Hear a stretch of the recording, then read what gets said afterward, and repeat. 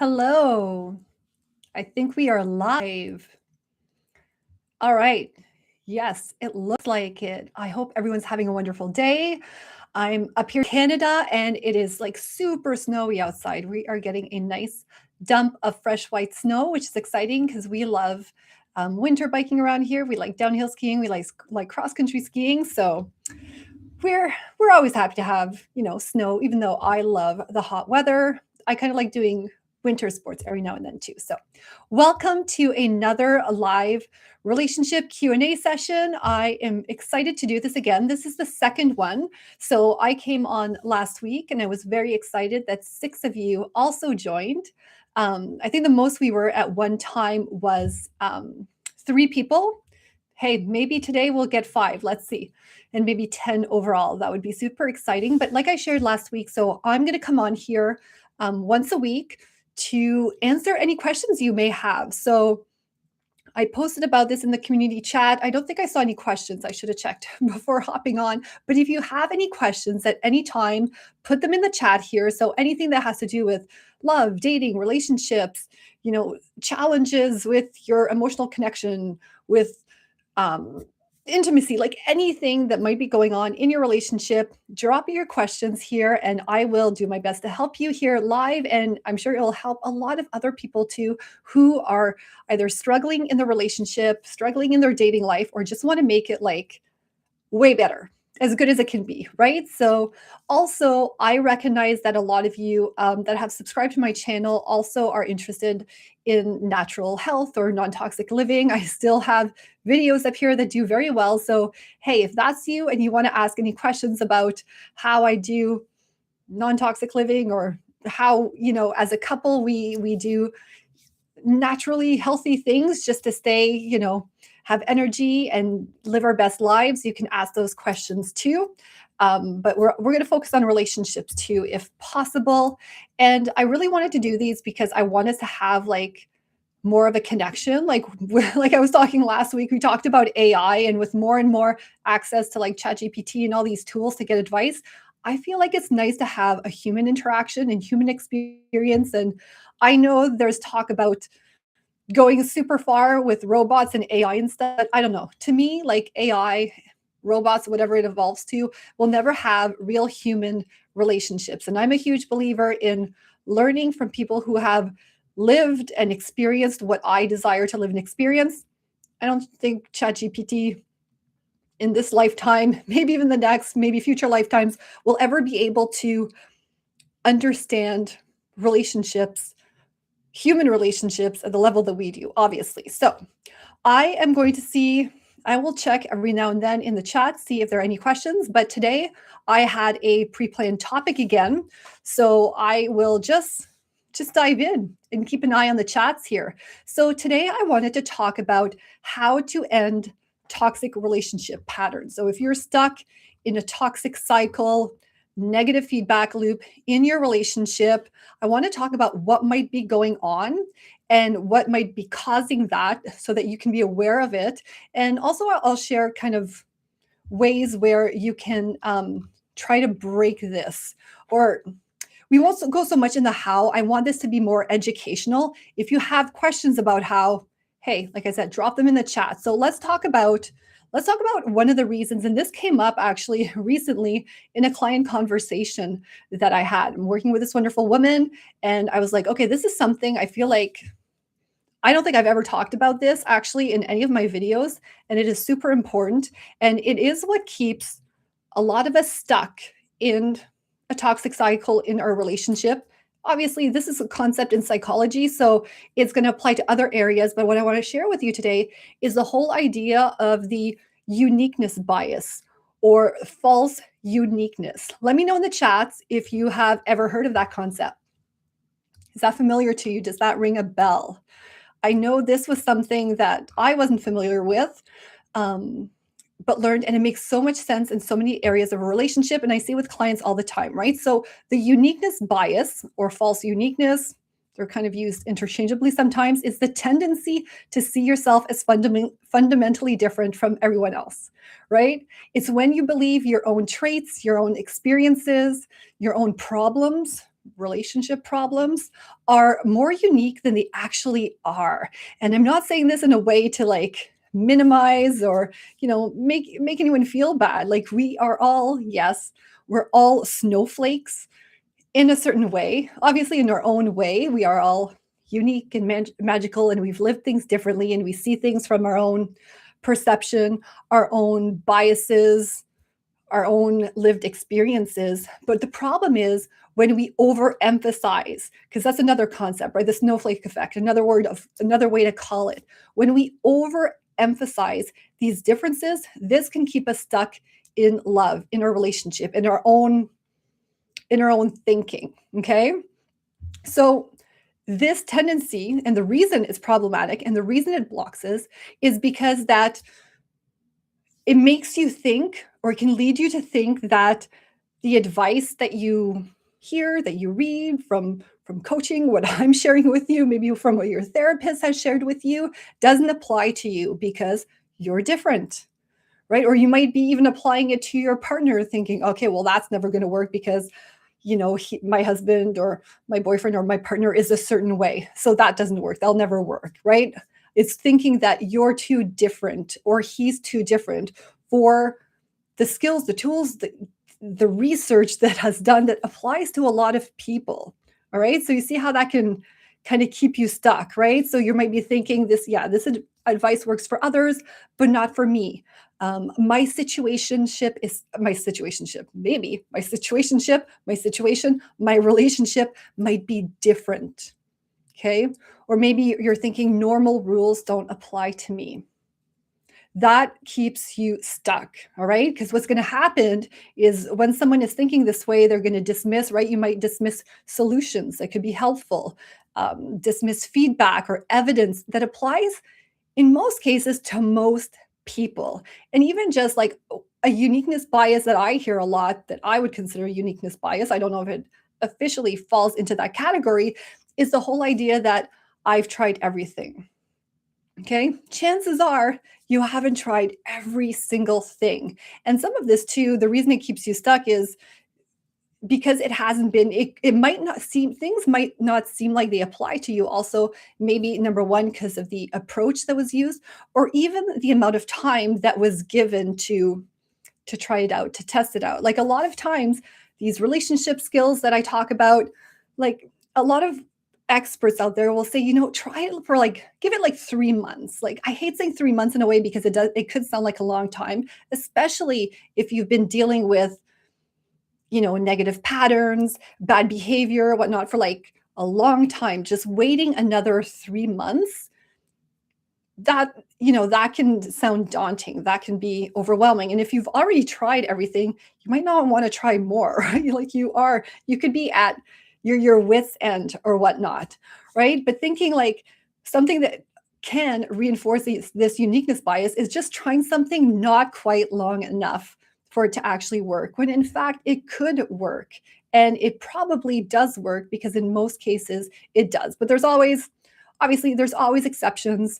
There are always going to be, I love men. Obviously, I'm not painting you all in the same category or them all in the same category. But, there are buttholes out there that no matter what you do, maybe they won't change, or they're not ready to change, or it's not the right circumstance, or you guys don't have the right dynamic between the two of you. So obviously that is totally always possible. So bottom line, I want you to remember about this uniqueness bias is that when it comes to dating or relationship challenges, you might be believing that your problems are unique and that no one else could possibly have them or might understand them.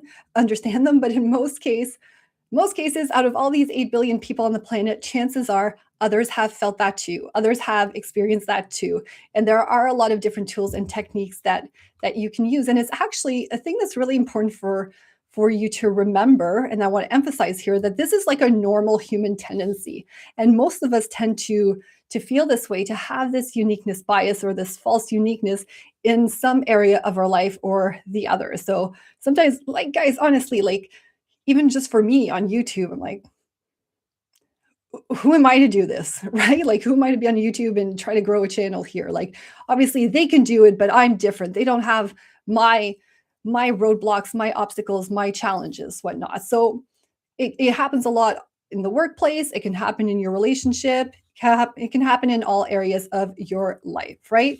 And maybe if you're dating, right? Maybe you're thinking, okay, like one uniqueness bias would be like, love's love's available to everyone else but me, right? Men only want one thing from me. I'm different. Okay. I don't deserve this, or it's not possible for me, something like that in the dating scene. Okay, and that is simply not true.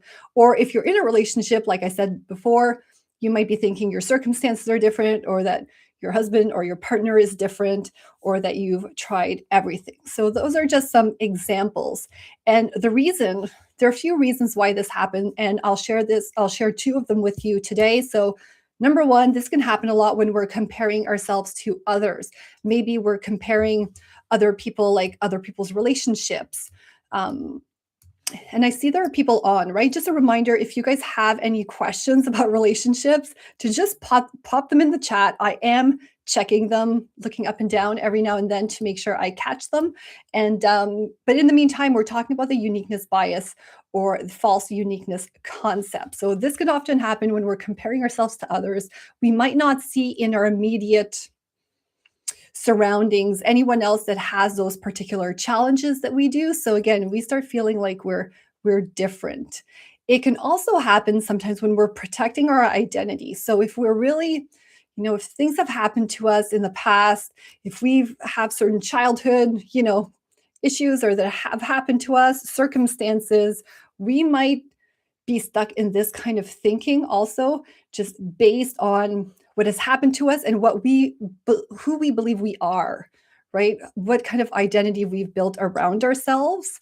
And that can be very self-protecting, but at the same time, it can keep us stuck because again, we feel like there's no way out for us. We're kind of doomed. This is who we are. This is how it's meant to be with us, when in most cases, that is simply not true. So actually, I will go out. I see we're only 12 minutes in, and I see there are no questions. And I want to keep these lives to about 20 to 30 minutes long. So I want to stay on here a few more minutes just to see if anyone wants to jump on. I will do these every Tuesday, Thursday. I will do my best, unless life happens, right? And something pops up unexpectedly. I will have to change the day and the time. But I'm going to go with Thursdays at 1 p.m., I think. Although last week, I hopped on at 4 p.m. on a Friday, and it seemed like we had a lot more people. So I'm only seeing a few people hop on, hop off for this live. So, hey, maybe Friday afternoon is a better time after all. So maybe I'll explore that for the future. We'll see how this goes. So, okay, we have a few more minutes. Like I said, no one pops on. I'll do another 7 minutes.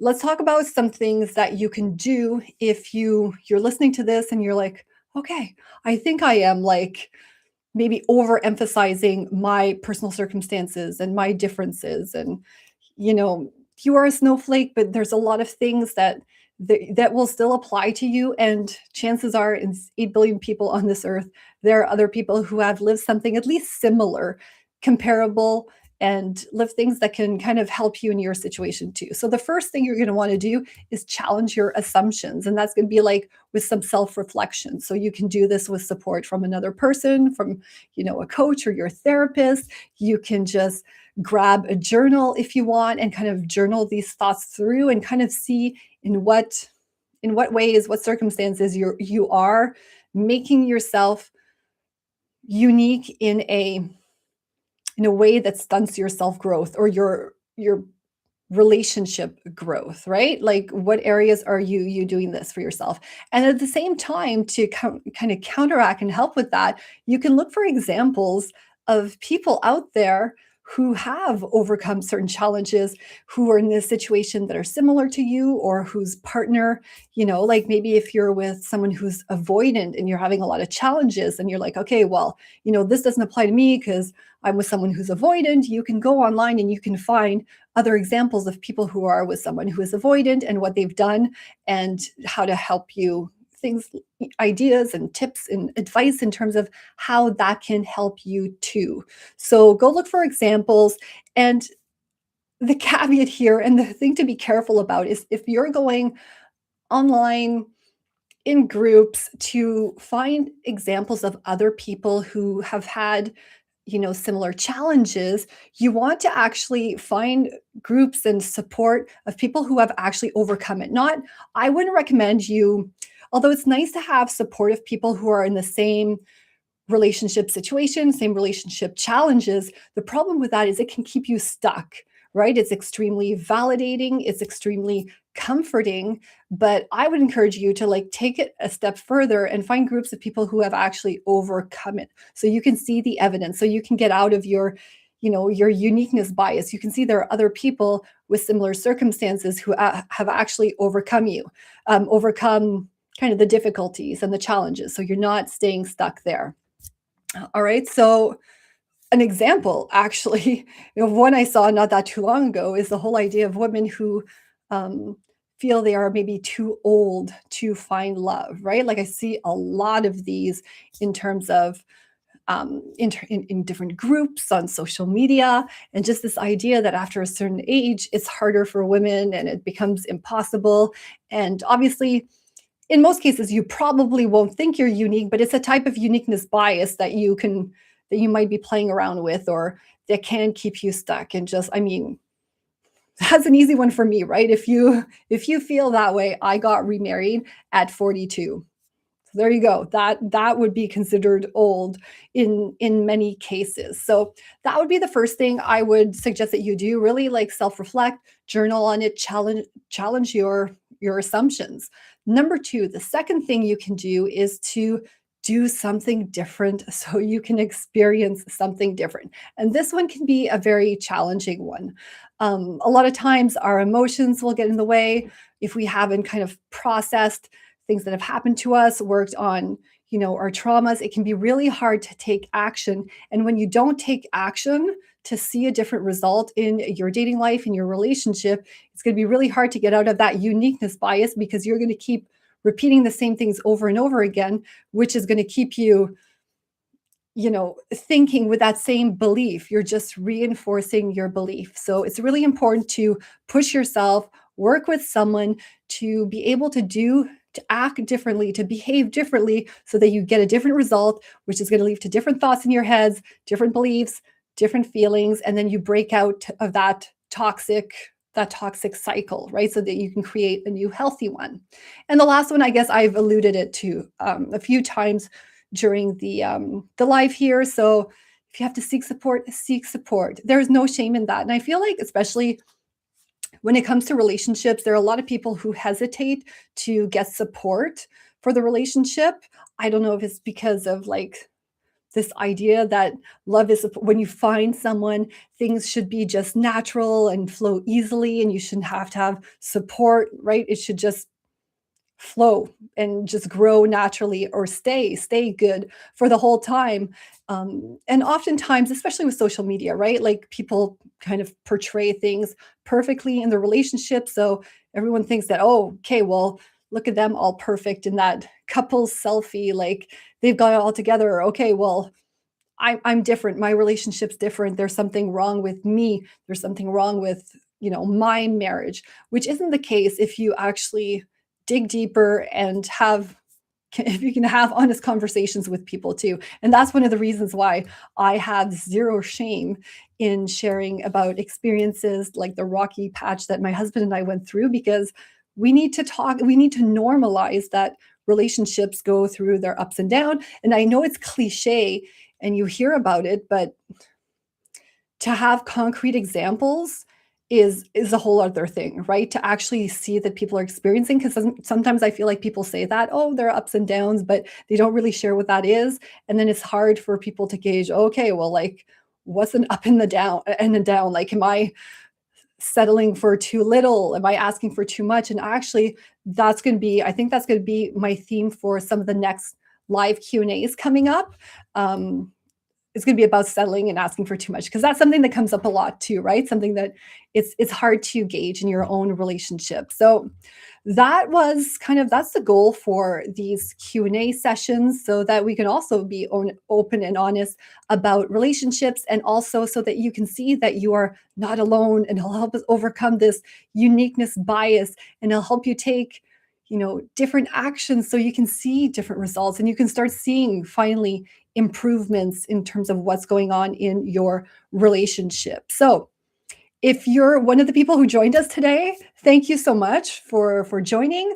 Like I said, I'm going to think about it now. I think maybe I'll try one more time next week to do this Thursday at noon to see if that works for people. Otherwise, I might try it Friday at 4. I'm just concerned life might do things like things might pop up more on Fridays, or I want to keep the day consistent, right? So that you guys know when to hop on here, when you can ask your questions, and really build that community.